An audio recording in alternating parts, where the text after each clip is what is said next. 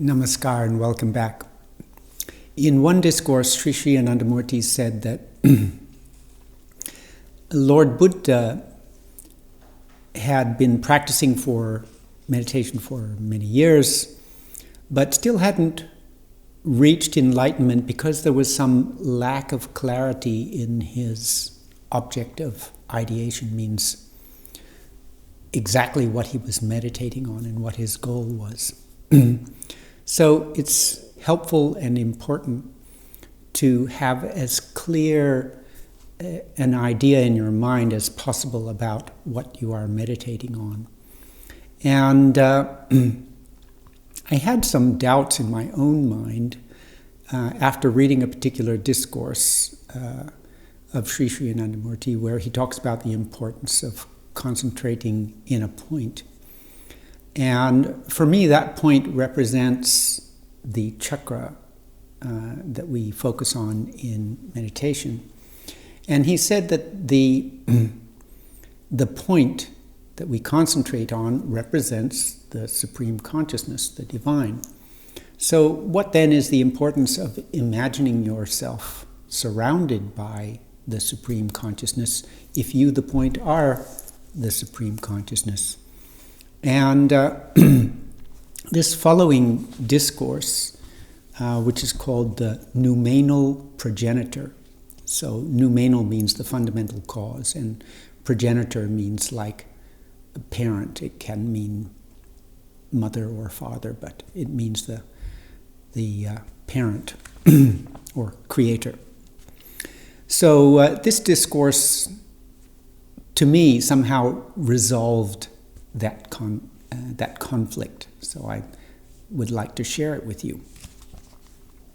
So here we go. The subject of today's discourse is the noumenal progenitor.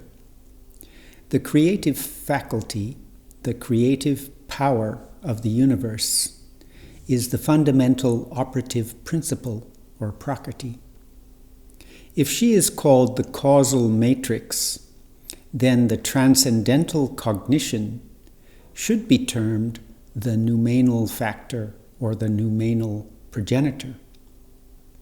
This noumenal progenitor is not only is the supreme causal factor, but also has transmuted himself into the objectivities of his progeny. This noumenal entity is not only the supreme progenitor, he is also the supreme witnessing entity. He is the nave, the nucleus of this cosmological order. He is the hub of this circumrotarian universe. The supreme progenitor, in his role as the witnessed objectivity, has permitted the supreme operative principle to create, to emanate innumerable waves of innumerable lengths in his transcendental body. And the portion of this progenitor that has attained the original status, known as the Paramapada, is the witnessing entity when associated with creation, and also remains as a non-witnessing, non-attached absolute entity when he is in his original state or in his supreme stance. But this nucleus of the cosmological order is the only witnessing entity of each and every created being. Each and every created being has knowingly or unknowingly adored him, accepted him as the only object of ideation. Somebody ideates on him knowingly, somebody unknowingly, somebody positively, somebody negatively. But he is the supreme terminus of all the marches of all the created beings. That is why it has been said, all unit entities, all unit structures revolve around the nucleus consciousness in the cosmic cycle of creation. This rotation of theirs will continue as long as they think that they are separate from their creator.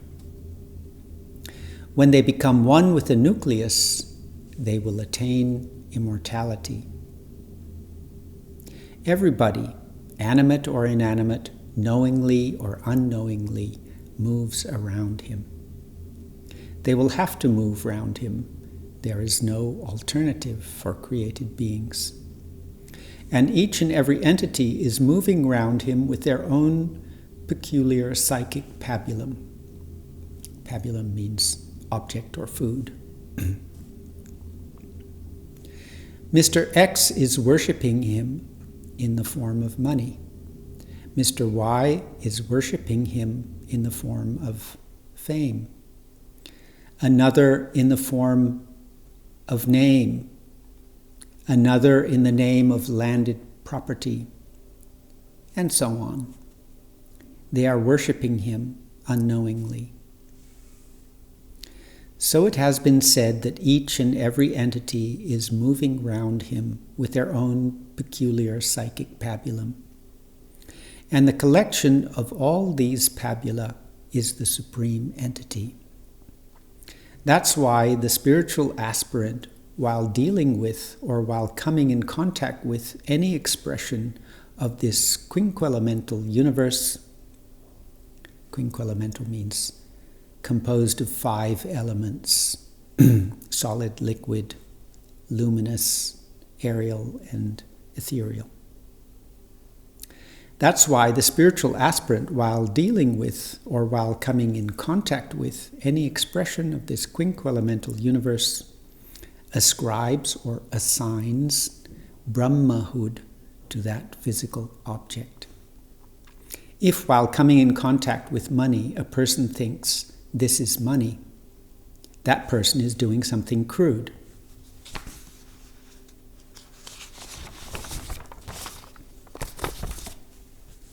That person is crudifying his or her psychic body. But if, while coming in contact with money or some other mundane object, the person ascribes Brahmahood to that object, then he or she is coming in contact with that entity, and it will be nothing but intuitional practice, spiritual sadhana. The many entities moving around that supreme hub have not got a singular physical structure. They have got so many structures, so many frameworks, with so many mental pabula. No two physical structures are the same, because the psychic pabula of no two physical structures are the same. The physical structures, the physical frameworks vary according to the variations in psychic pabula. The psychic pabulum of a goat and the psychic pabulum of a human are not the same. The psychic pabula of Mr. X, a man, or Mr. Y, another man, are not the same. And that's why they have not got similar physical frameworks. And when the psychic pabulum of a person becomes one with the psychic pabulum of the Supreme, one requires no physical structure. One becomes one with the Supreme. Do you follow?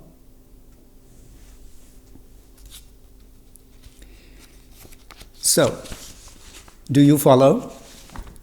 It's a little bit complicated language, but let's see if we can go through it and make it a bit simpler. So this noumenal causal entity is not only the supreme progenitor, he is also the supreme witnessing entity. He is the nave, the nucleus of this cosmological order. He is the hub of this circumrotarian universe. So, he is the creator, he is the hub, the center, he is also the witness, and he is that which is witnessed. And And I like that line, the supreme progenitor in his role as the witnessed objectivity. So he is both the witness and the objectivity which is being witnessed. And this was the sentence which resolved for me that conflict that I had about why not just concentrate on the nucleus? Why bother to imagine the vast infinite creation around? But the divine Brahma is both, is the witnessing nucleus and that which is the objectivated counterpart, or the witnessed objectivity. And if we think about ourselves, whatever I see in my mind, and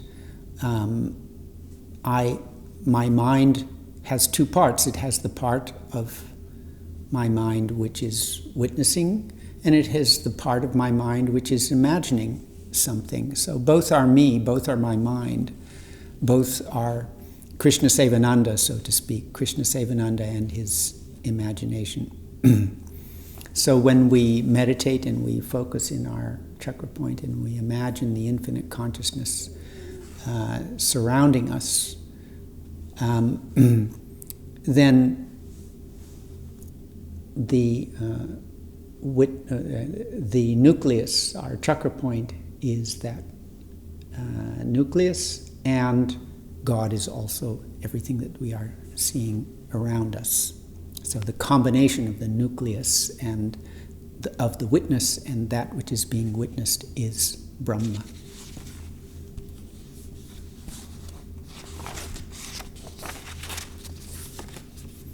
This rotation, so everything is rotating around the nucleus.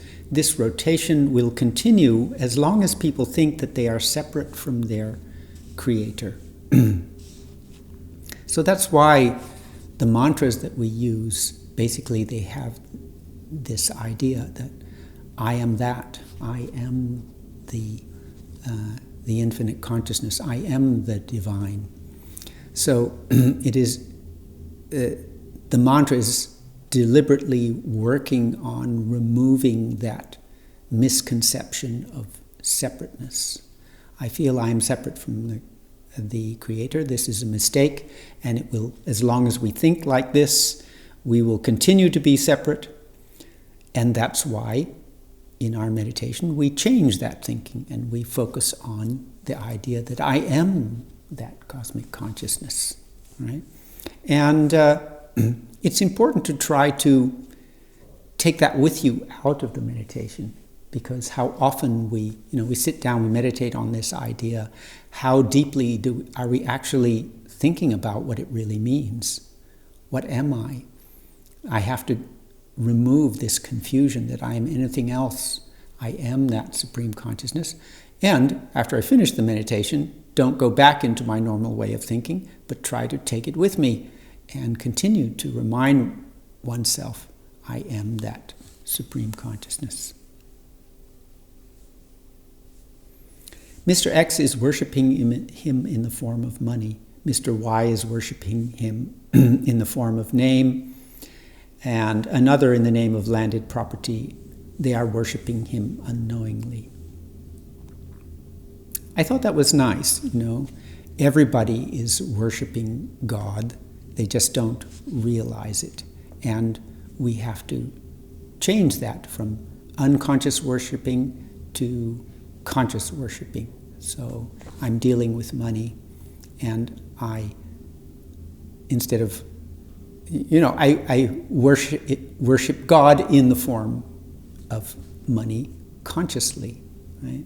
A small change. And interesting just psychologically in that it's not saying don't deal with money is bad, etc. Get money out of your life, or, kind of often the type of thinking which bothers people in certain stages of their spiritual life. This kind of rejection of the world. Instead of rejecting the world, remember that the world is God. If while coming in contact with money, a person thinks, this is money, that person is doing something crude. That person is crudifying his or her psychic body. But if while coming in contact with money or some other mundane object, the person ascribes Brahmahood to that object, then he or she is coming in contact with that entity, and it will be nothing but intuitional practice, spiritual sadhana. So this simple practice of ascribing Brahmahood to everything we come in contact with, it doesn't cost us anything. It needs very little effort and only a few seconds of our time. And yet it transforms our actions from things which create bondage and suffering for us to things which create freedom and bliss. There is perhaps no more important practice that we should try to master. And every little bit of progress that we make with this, every time that we, ascribe Brahmahood, kind of like I'm enjoying ascribing Brahmahood to the camera as I'm talking at the moment. Every little effort that we make to do that brings more bliss, brings more freedom, brings more sense of oneness and unity. And then at the end it says that human beings are different. A man is different from a goat because we have different psychic objects, different psychic pabula. One man is different, and everybody is different from each other. We are unique because we all have different psychic pabula. It's our different objects of thinking that make us different. But when the psychic pabulum of a person becomes one with the psychic pabulum of the Supreme, one requires no physical structure. So when our psychic objects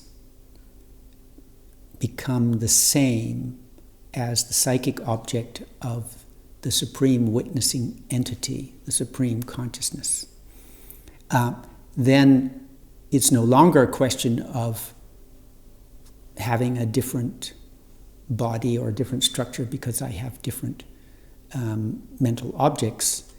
Now I don't need any structure.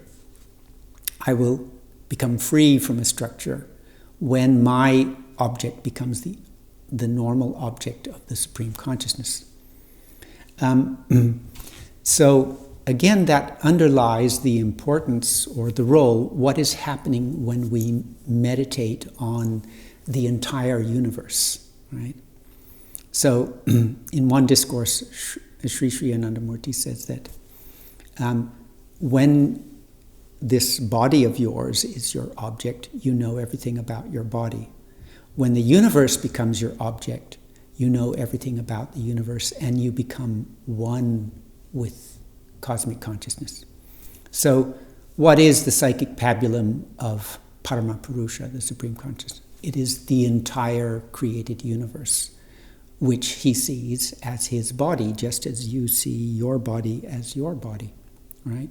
So when you make that change, and instead of seeing your body as your body, you take the psychic pabulum of the Supreme Consciousness, the entire universe, as your body. All of this is me. All of this is my body. When you make that change of pabula, then you become one with the Supreme Consciousness, and you no longer need a body. So that just underlies the importance of, it's the why behind our meditation practice, right? I'm meditating, and if I can expand my object from the small things of my everyday life, my small body, my small thoughts, if I can transform that object to include the entire universe, right, then I will be one with the cosmic consciousness.